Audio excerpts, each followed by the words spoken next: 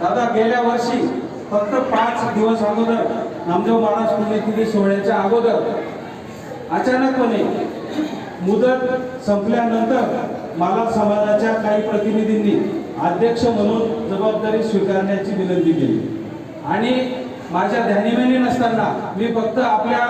राजकीय जीवनात पूर्ण वेळ असलेला कार्यकर्ता आहे, पूर्ण वेळ आपण राजकीय क्षेत्रात काम करत होतो, परंतु अनेक समाजातील ज्येष्ठ तरुण आणि सर्व बांधवांनी मला न माहिती निरोप देऊन त्या मीटिंग मध्ये बोलवलं, माझा फॉर्म भरून घेतला आणि बिनविरोधपणे अध्यक्ष म्हणून जाहीर पण करून टाकलं। त्या दिवशी मला असं वाटलं की समाजाने आपल्यामध्ये असं काय बघितलं की आपण कार्यकर्ते नाही समाजाचे, आपण फक्त उपस्थिती देणारे कार्यकर्ते होतो।